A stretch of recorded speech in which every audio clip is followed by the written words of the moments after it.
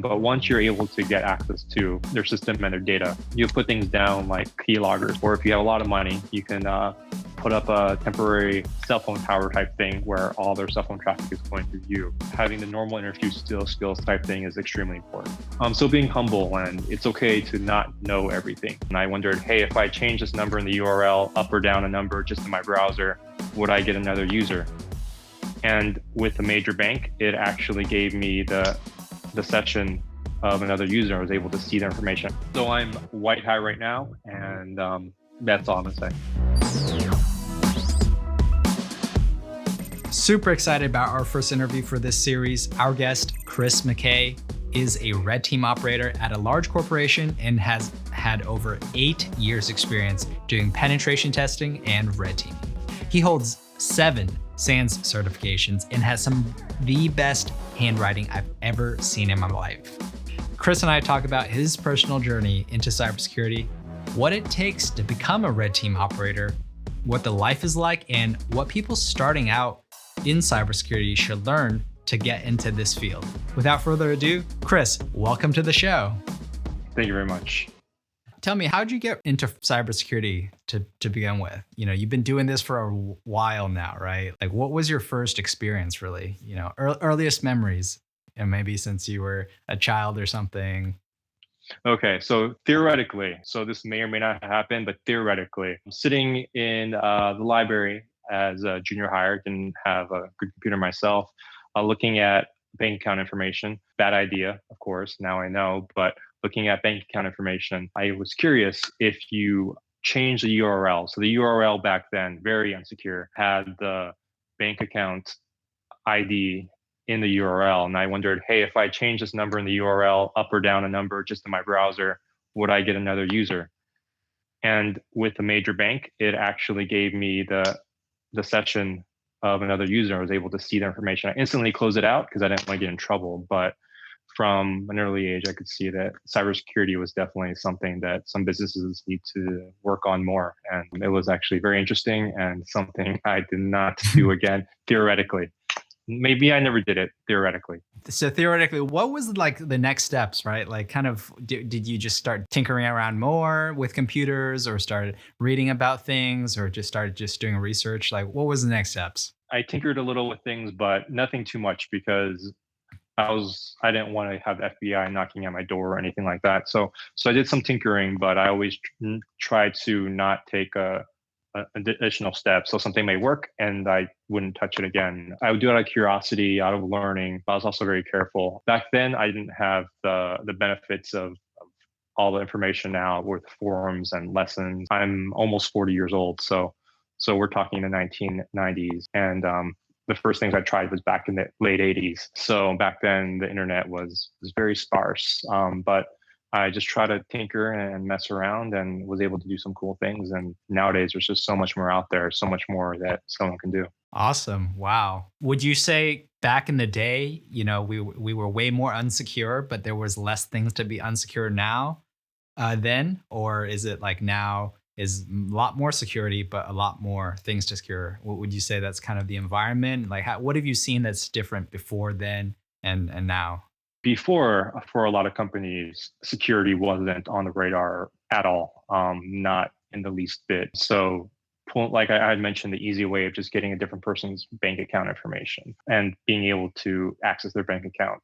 So there was just so much more that someone could do. The limit, though, was that back then, not everyone was online, not everyone had a website. But nowadays, there's just so much more connectivity and so much more online. So there's more stuff that is vulnerable. But at the same time, it takes a lot more work nowadays to get that information. But at the same time, there's just so much more information out there to learn and to grow so that one can take this information if they theoretically wanted to. So during this whole process, what was like the biggest learning part of the learning curve for you? Like you know how for a lot of people, you have to accumulate a certain amount of knowledge before you can feel like you really got over the hump. Like kind of what was that point for you, that hump point, and how'd you get over that level? I think one of the limiting factors early on was not being able to read or write really any programming languages. HTML, yes, but that's very very basic. So it wasn't until I took courses to learn some scripting and programming languages that I was able to learn a lot more. Before then, it was a lot of trying to do hacking through logic and seeing how people would set up a website and trying to break the logic they use to gain the information, theoretically, if I ever did that. But I think that was one of the big hurdles for me to be able to learn a lot more. But it's not something that's required, especially because there's so many different ways that someone can hack nowadays. There's web application, there's networking. You can use Wireshark or Burp or Metasploit or so many different tools that you can specialize or learn a specific avenue of hacking or red teaming and specialize in that. And one doesn't have to be knowledgeable in every single thing because almost no one is knowledgeable in every single thing in every single language. And in hacking or red teaming, being familiar with a lot of different languages is definitely helpful, even if one is not proficient in every language. What was like your first serious, I guess, programming language? Whether it was, like some scripting language or kind of what was your first ones that you learned? I think Python definitely, and I'm glad that's the case. Python is just so helpful. It's used a lot, but it's also something that someone like me or a red teamer could use to write their own scripts to get things done. So it's definitely the first language I'd recommend for someone that is interested in red teaming, and it's a language that's not too difficult to get a grasp on. Okay, so Python, that's interesting. Can you walk me through? Let's kind of switch on over to kind of what you do, right? For a living, you are a red team operator, right? And I imagine you still use Python in your day to day work and just everything in general. And so, what is a red team operator, and what do you do to make your living? What's your craft? So, as a red team operator or a penetration tester, the way I describe it, one of my friends who's a programmer describes his job as he builds Legos and builds structures with Legos. A red teamer or penetration tester is a guy who smashes the Legos. So that's one thing I love about my job is that I find the flaws and mistakes that developers put in their accidentally put into their programs or applications, and I exploit them, destroy them, and do what I can to take apart that program. So it's very satisfying. It can be a job where something can be instant. You find the entire database within a few minutes, or it can be days of finding nothing. So it's almost like a detective work trying to uncover a puzzle. So it's definitely a job that's great for people who love solving riddles or puzzles or capture the flag type challenges, because a lot of times the job is like doing capture the flag actually. So it goes back to kind of the your interest in finding logic based kind of, as you said, puzzles to begin with before you even learn any programming language, kind of maybe circumvent things or figure out how things worked, and then find the edge cases where they didn't work and live in that realm, right? Yes. Awesome. What's the difference between a penetration tester and a red team operator? Because you kind of mentioned both of them, and as I understand, there's some nuances between the two, and maybe other people would use them interchangeably. But from your perspective, where do you draw the line? Yeah, some people use the words interchangeably. Some people have a nuanced difference, and some people see them as a very different. For me, I think I'm in the middle. Sometimes I can use it interchangeably, but there's a small difference. One of the main differences is a penetration test is generally, and this is generally because people can define it a little differently, a test where you're given an application or something, you're told to hack it in X amount of time, and there's a lot more prior scoping agreements of this is what I'm going to be hacking, this is the time I'm going to be doing it, this is like the scope of what I'm doing. Red teaming is generally considered something where there's not that scope. The person who you're hacking may not know that you're doing it or where you're doing it. But I'm going to preface that with their boss knows, or their boss knows that something is happening. So, for example, for a penetration test, it might be here's a website, and you're going to spend one weekend. You get a username and password or some sort of information from the website owner. They know exactly what's going on. Red teaming might be that someone who leads a company says, "Hey, I want to see if my stuff is secure." And it's not just penetration testing is more, I'm going to do what I can, just surf more. I'm going to give you reports. So it's like, I see I can get a shell. I can get access to your thing. I'm going to report this how I got access. Red teaming goes deeper than that. So it's all right. Now I've gotten access.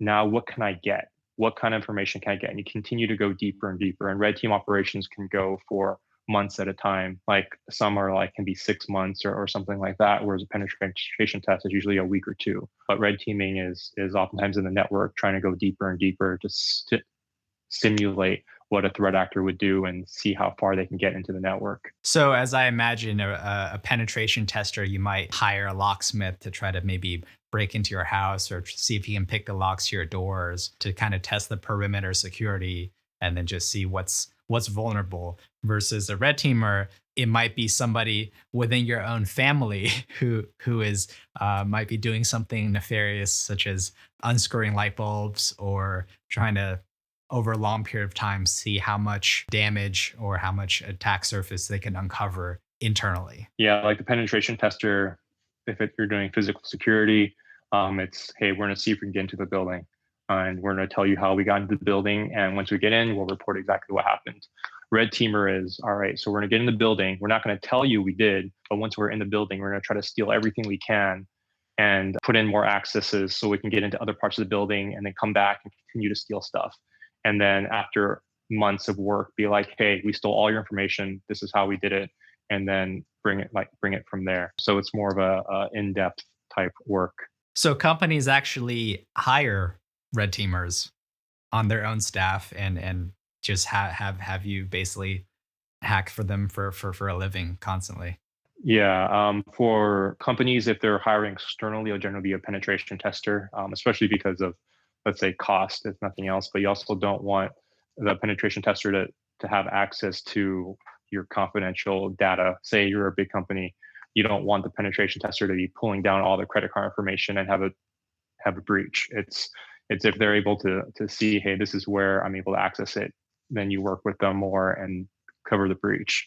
Whereas a red team would actually get all the information and try to see how far they can go. So oftentimes a red team will be more internal into a company, whereas a penetration team can be internal, but also be contracted out as an external entity. So let's say like Fortune 500 companies, for example, maybe how many of those or what percentage of those would you say might have a red team? I think one of the big factors, and I'd have to see the list of companies. I think a big factor of whether a company has a red team or needs it is what they do and what they put on the website. If a company is a bank, for example, they definitely should have one. If they don't, and they probably do. I think a lot of it deals with if a company has customer data or sensitive information and they want to make sure that their webs, whether they sell stuff online or they just have databases of information that they want to ensure is secure, that is where a red team comes in into play. Obviously, a lot of companies and organizations around the world, they also have blue teams, right? Which are the defenders, protecting the networks and keeping them up and monitoring for badness happening in their organization. What is your relationship as a red teamer with a blue team? A lot of times, as a red teamer, we will work with the blue team, and then it's called purple team. Sometimes we work with the blue team, and sometimes we don't. The times for me when I work directly with the blue team is if there's a vulnerability that's been reported. Don't know if the place I work for is vulnerable themselves or if there's any sort of issue. But as a red team member, I'll work with the blue team to look at this CVE, this new vulnerability that's in the wild, and see if we're being affected. So I'm able to work with the blue team, try to do the proof of concept of this exploit and see if they can detect it or see if it works and just work with them alongside. Not everything I do is with the blue team. A lot of things, most of the stuff I do is not alongside the blue team, but there's different types of tests that I do and depending on what's needed. So right now, everybody's working from home. Not everybody, but a lot of people in tech are working from home, working remotely. When you are doing red team ops, are you acting as, let's say, you're looking from both on the outside of the organization, but you might also have inside access already because you're working from home. How would you even go about right? Kind of doing what you do. And is it just one day you decide, oh, new CV comes out, let me take a look, or is it your team lead says, here's a new mission, here's a new scenario, we're going to try to do this. Can you walk me through how does that work in your day to day job? I think every company will be different how it works exactly. My company works in a way where it's a hybrid, which I think works great. Where for certain things, the boss or someone in the security side, whether it's my boss or someone on blue team says, "Hey, this is something we should definitely look into, and it's something that we'll look into." Or I can bring up myself and say, "Hey, I think this is something that's worth looking into, and I'll just look into it myself." So I think that is actually a great method where because people may see things that others don't, so anyone can really speak up and say, "Hey, this is something that may be worth looking into," and if anyone disagrees, we can talk together and say, hey, this is something worth putting a little bit of time into to see if it's an issue that we should ensure that we're secured for. If it's something that is a software that's not deployed in the company at all, then it's something that would not be an issue. So one of the important things is this software even used in the company? And that's where red and blue team should work together because if there's a big vulnerability that just comes out and the company doesn't use it or deploy it in any sense, then there's no need to test for it. So cooperation between the red and blue team in that sense is very important. But if it's a software that is deployed on every machine in the entire company, then that vulnerability should definitely be looked at. So it's a communication between all the facets of the security personnel at a company. Interesting. So if it's like really small team dynamics going on, because I'd imagine you wouldn't hire an entire army of red teamers. You might have 5, 10. All right. Well, what's kind of a composition look like? I don't want to speak for my company, but my experience with other companies is oftentimes it'll be 2 to 5 is pretty common for a red team from my experience. Oh wow. And so what about the blue team side? How ballpark estimate of how big that might be? Blue team can be like 5 to 50 or more. Blue team can be is generally a lot bigger than the red team. Would you ever work with a external pen testing group that's been invited to kind of assess vulnerabilities? Do you work with them, or do you kind of do your own thing while they're doing theirs? Kind of, what have you seen in that kind of relationship? Yeah. So Okay. one of the differences between a red team and a penetration tester is, and a person may be both and then do different roles at different times. So for me, I actually perform one role sometimes and another role at other times. But for someone who requests, hey, can you look at this website and try to tell me all the flaws and vulnerabilities within it? That's a penetration test. And it'll spend maybe a week or two, depending on how big the website is and how much funds is given to look and try to find all the different vulnerabilities and flaws of the website. Just try to enumerate as much things as possible and let the site owner know. A red team is something that is is a lot more long term and more in depth. It's like if a company says, "Hey, is there any way someone can get this credit card database?" And someone may spend months and just going through every single way to try to get that information.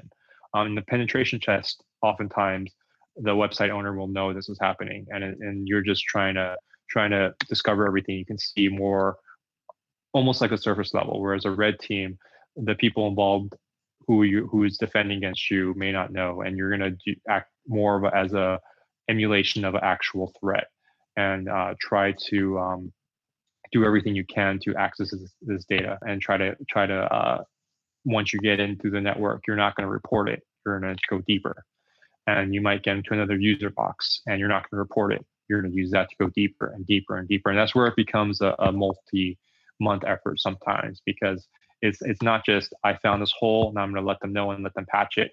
You don't tell them, and they won't patch it immediately because you're going to see how bad this vulnerability actually is and how far can you actually get within the network and what information can you actually get to try to steal the most valuable parts of that company.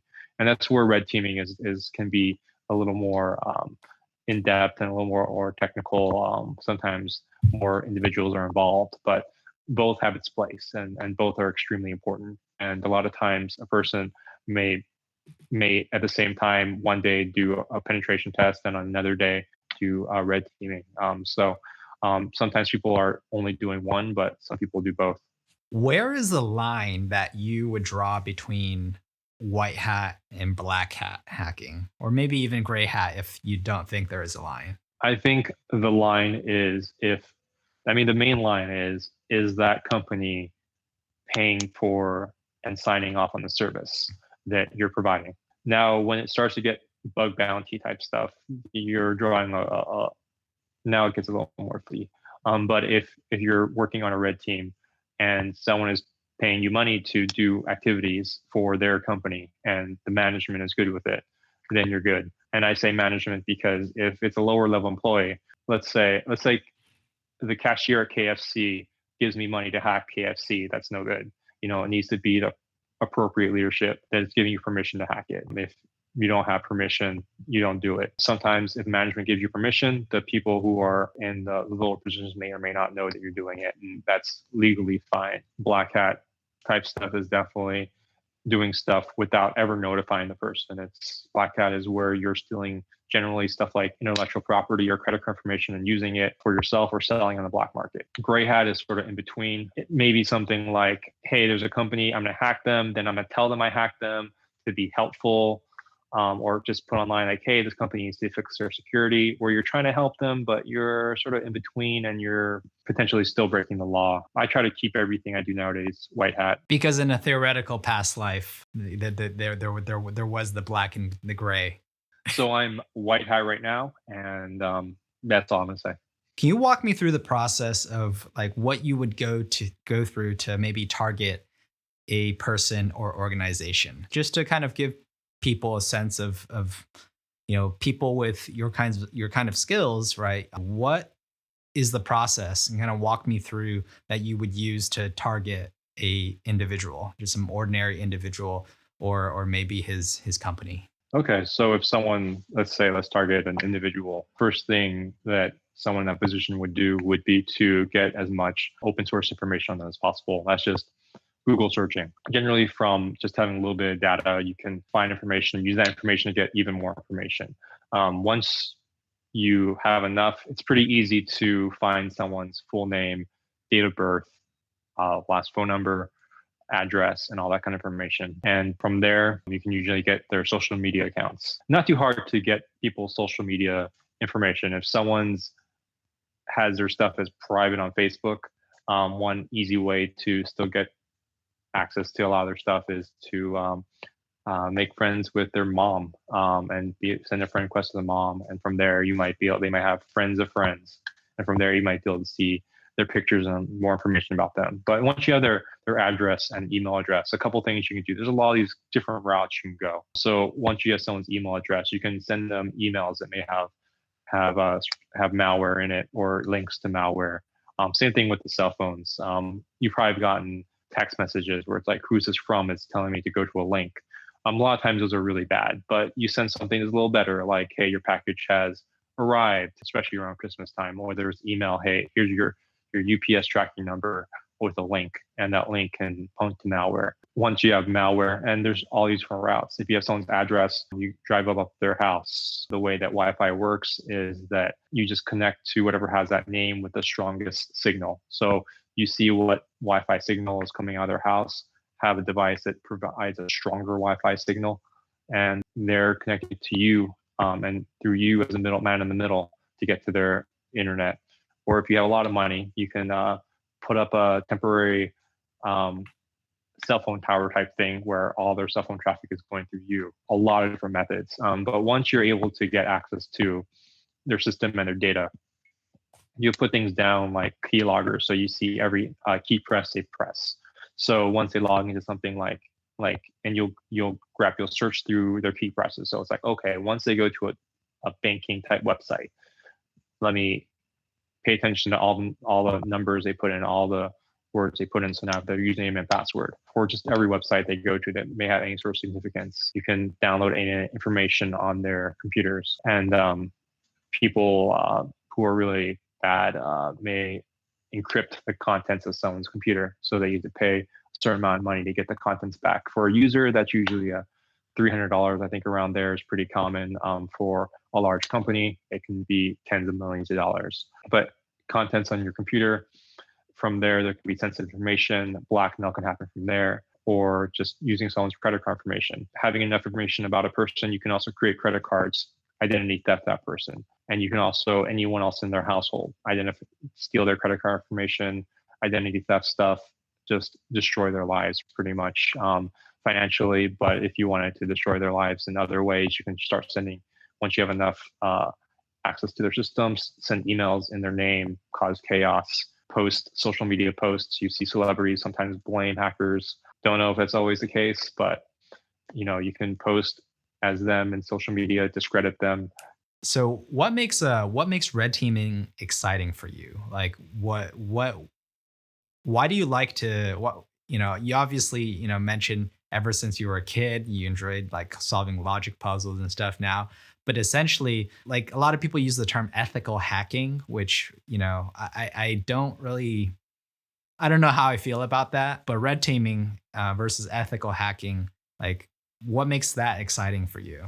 So the thing that makes red teaming exciting to me is that every day is different. There's not just one way to exploit something. There's the normal ways that someone may think, and there's ways to use Metasploit or to send bad requests online. But then there's also cryptography.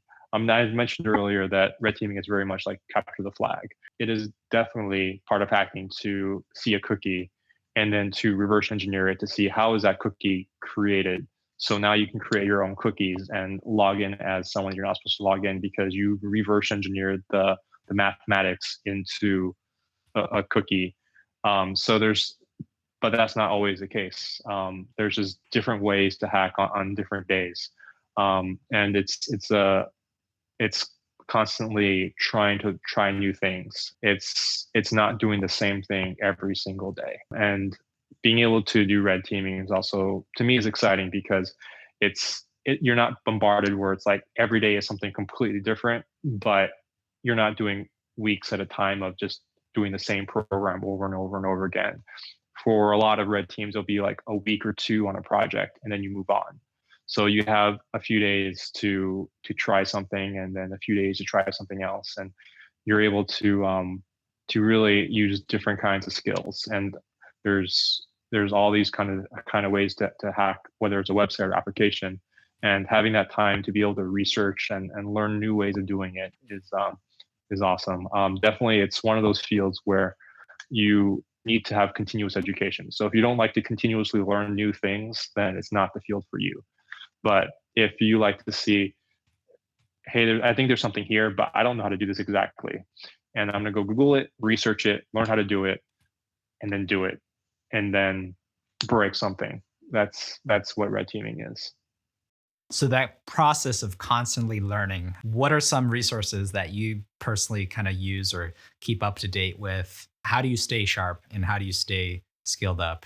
So for me, I just finished this week a class in Black Hat. It was a web penetration course, very helpful. It's reading books, it's looking at websites, it's seeing what new vulnerabilities come out. But a lot of the learning actually comes inherently as part of the job because there'll be something that you can see, like you have a feeling this is something that's exploitable, but I'm not an expert in this. So now I have to learn how to do it. I mentioned cookies, like it might be reverse engineering JWT. It could be, hey, I see a cold fusion or Swagger on a website.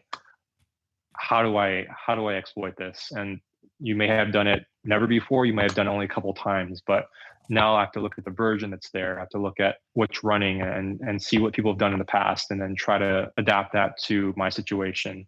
So it's learning as just part of the job. It's a lot of it is you see, it's sort of like cooking. Like you may see on TV or someone says, hey, I want to eat this dish. And it's a dish you've never seen before. Maybe it's something you had eaten once or twice, but no idea how to make it. So you go online, research, how do you make this dish?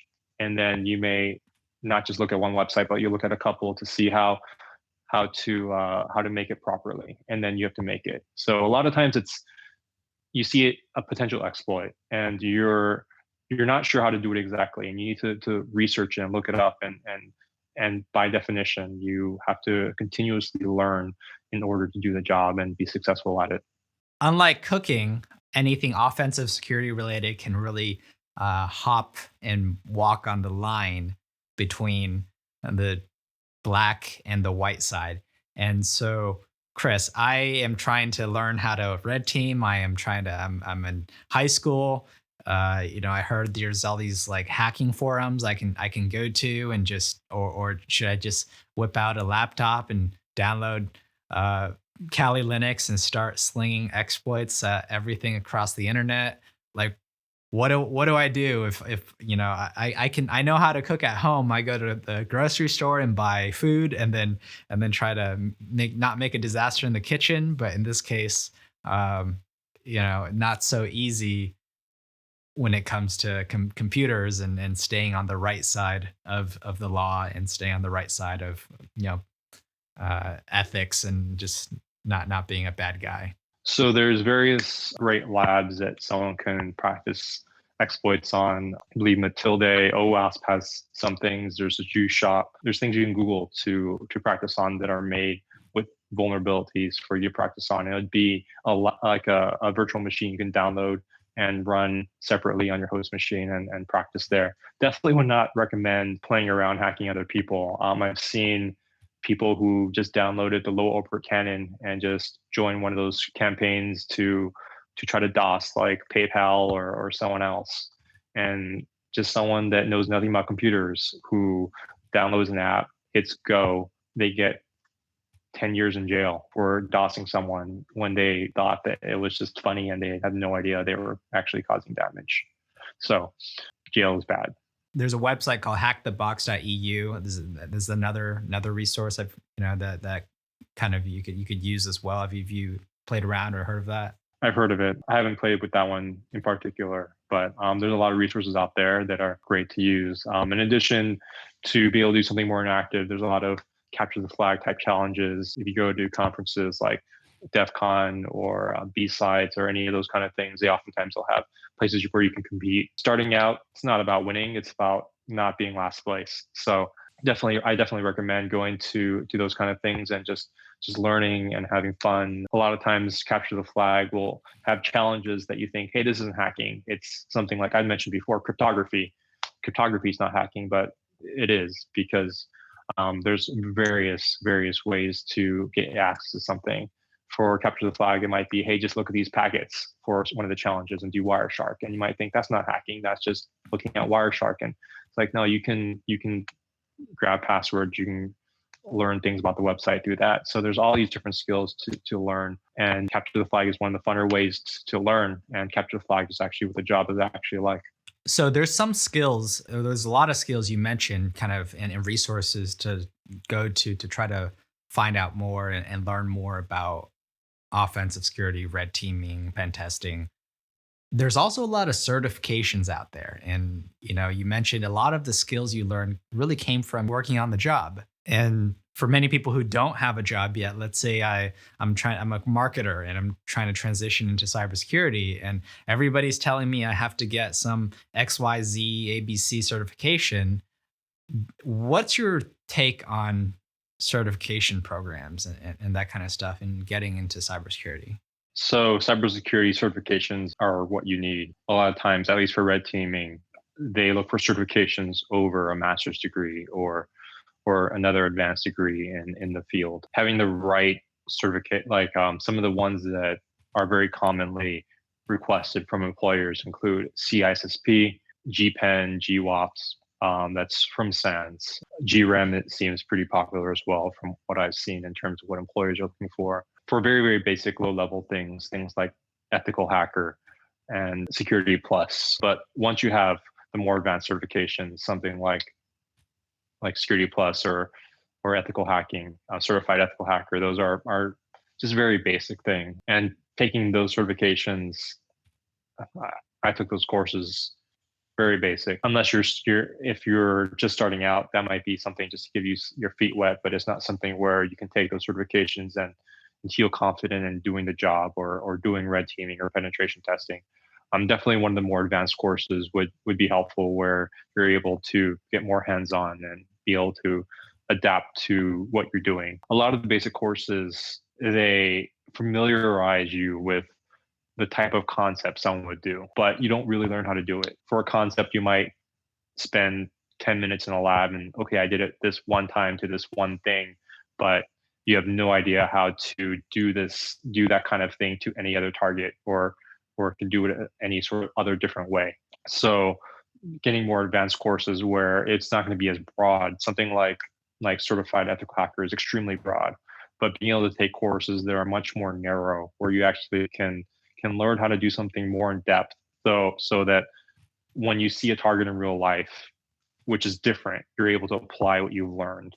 I think that's extremely important. So what it sounds like is you can't just go to, get a culinary cert or be certified in cooking Indian food. You actually have to maybe travel to India or buy spices and actually get your hands dirty on a regular day basis for those certs to even kind of be meaningful. I think, if for a food analogy, it's sort of like if you take a course and they talk about all kinds of food. They talk about it, and these are foods around the world. And you're like, all right, now I know what Indian food is.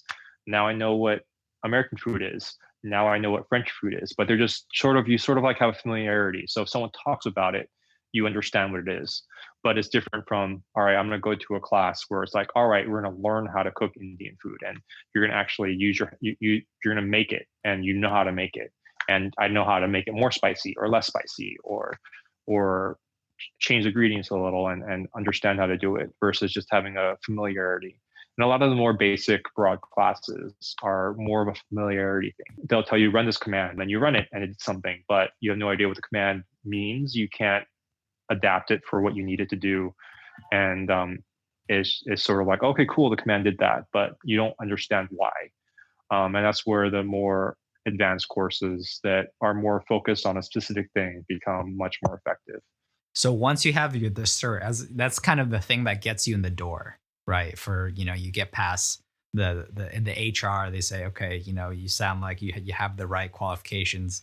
I mean, maybe I don't even have any degrees, right? But if I have the right certs and I might have some skills to back it up, what's the, does that kind of get me in the door? Right. Like, what's the interview process look like, or what do I need to be able to do to be equipped to kind of get to that next step after, I have some of the required certs? Interview process, there's two things they look at. One is, like any job, they want to know if you're someone that they want to work with, to spend all day with. I mentioned that a lot of red teams are 2 or 5 people, especially if it's a 2-person red team and it's just you and one other guy. I mean, the most important thing will be, does that guy want to spend all day with you every day? So having having the normal interview skills type thing is extremely important. One thing that one may find in this field is a lot of people may act like they know everything, or have some sort of, especially if they get certifications, hey, I have some sort of arrogance, or I think I know more than I do. So being humble, and it's okay to not know everything, and it's okay to ask for help. So if they ask questions in the interview that you may not know, and it's pretty common for an interview to start out basic and become more and more and more advanced until they see how far you go. But they don't expect someone to answer the most difficult question. They just want to see how far you can go. But if you don't know, you don't know. Don't make up information or say stuff that's wrong. It's okay to not know something. Not everyone is, and no one is an expert in every single field, and know how the code of every single tool works. It's just not the way it is. But being honest of what you know is extremely important. The type of questions they ask will be technical in nature too, and you'll actually learn a little bit about what the job would be like through these technical questions. Some places may ask a lot of web application type questions, and sort of gives an indication that it's going to be a lot of web application testing in that place. And places may ask a lot of Active Directory type questions, and sort of gives you an indication of what that red team spend more time on. And depending on what you know, you may not be a fit for each team, but that's okay. I would say to learn how to do something really well, rather than sort of know a little bit about a lot of things, but not really know how to do it in practice. And one great thing about having a slightly bigger red team, let's say 5 people, is that people can specialize in different things. One person could be great at the network side of thing. Another person can be great at web application. Someone can be, and it can overlap, but someone can be great at the Windows side. Another person can be great at the Mac side. Someone can be great at Java. Another person can be great at C++. And I'm not saying one person is this, one person that, but each person has different strengths they can bring to the table. So I think the important thing is to have some strengths you can bring to the table, some areas that you feel completely comfortable with. And that's where some of the more advanced courses and practice comes into play. Gotcha. So what are the some of the salary ranges that you've seen kind of across the board for red teamers? Maybe like an entry level person, a mid level, and a master level, and kind of what are some of the skills sets that an entry, mid, and master would have? I'm not familiar with the entry level salaries. The mid and upper salary is about $100,000 to $200,000, but I don't know where the entry would fall, to be honest. Now, any social engineering kind of tactics that you might do as a red team operator? Kind of what's like the left and right limits or rules of engagement, if you will, in a company? So I think that would depend a lot on the employer. If someone's a external team, I see that much more common to do social engineering. If someone is an internal team, I don't see the social engineering as common, especially if the company is not huge, because it's sort of cheating if you're social engineering like the secretary that's like an office down, because you're like that's just cheating. Because you're already friends. You're already friends. They'll think it's a legitimate request. It's like, hey, I lost my password. Can you give me a new password? They're like, yeah, you're an employee here. We'll give you a new password. That's not social engineering. So social engineering, you have to be an outsider getting an employee password. But if you already have an employee password, an employee account, then that's sort of cheating. So oftentimes the social engineering part will be from an outside team. The thing though is for social engineering, that's generally in person. So if you're on an external team that does social engineering, it can be on the phone, but it can also be in person depending on the team. So it may be a team where you're going to do a little more travel on the site stuff, depending on the way they do social engineering. Here's some 2-second responses, right? And just kind of off the top of your head, right? Just kind of give a taste of your style and what you like, right? Vim or Emacs? Vim. Best Linux distro? I'm just going to say Kali. iPhone or Android? Android. Bash or PowerShell? Bash. Best hacker movie? Never seen a good one. Email provider of choice? Gmail. What are some of the things you do to kind of secure yourself and maybe for your friends and family? Like what recommendations would you say to improve your own personal digital security? One of the most basic things, of course, is to not click on links from places you don't know. And also to click, not whether it's on your cell phone or email, is one of the most basic things. If it's something that you're wondering if this may or may not be legit, instead of clicking a link, you can copy the address and see if that address is actually where you think it's from. Like a lot of times a link, it shows as something, but when you actually see where it's linked to, it's not actually apple.com, but it's something completely different. So copying that and then pasting it somewhere to see where it is. Being careful with your online identity. And one piece of advice is to not have the same password definitely for all your websites, because once your password is compromised at, say, some random forum or website you don't care about, you don't want your banking information compromised as well if you have the same username and password everywhere. So having different passwords, potentially having different usernames. For some people, they may have like usernames for bank and a different username for like forums, like a username for sites they don't really care about, where there's not really any information breach. I know some people have used different phone numbers as well for different cases and have almost different online identities, whether they're on a website that they need to keep secure or something that they don't care about. Something that's also very basic is just not to connect to random open Wi-Fi's that are sitting around, especially not doing that and then putting in your banking information. Talking about these places like coffee shops or airports, a lot of times, even if the Wi-Fi says it's the company you're at, it could be someone else that's faking that. And if you log into their Wi-Fi and put in your bank information, they can capture all your information as they're like in between you and the website you're trying to reach. Is it maybe companies, kind of common pitfalls you see happen with companies and what they can do, or even small businesses? So something for companies, especially large companies, I think they learn the hard way oftentimes is they don't spend enough on cybersecurity, and then they have an enormous credit card breach, and then they lose hundreds of millions of dollars, whether it's through fines or through lack of customer confidence and all that. So it's cheaper to have just pay for security up front than to pay for it more in the long run by having bad security and then just having that breach that destroys the credibility, talking about things like target breach and all these different major corporate breaches. So just invest in the security beforehand so that nothing like that happens, or you'll try to eliminate the possibility of that as much as possible. Hey, any parting thoughts and stuff for just junior people, whether you're in high school, college, career transitioning, just any closing thoughts for people who are interested in cybersecurity, not necessarily even red teaming, but just what kind of general advice for them. So, cybersecurity is a great field to enter. Every time there's one of those enormous breaches that you see in the news, that's just more job security and more positions for people in the cybersecurity field. As I mentioned, it's cheaper to hire staff to make it right than to allow one of those massive breaches to happen and be sued and fined hundreds or tens of millions of dollars, or had billions of loss if you have a huge breach.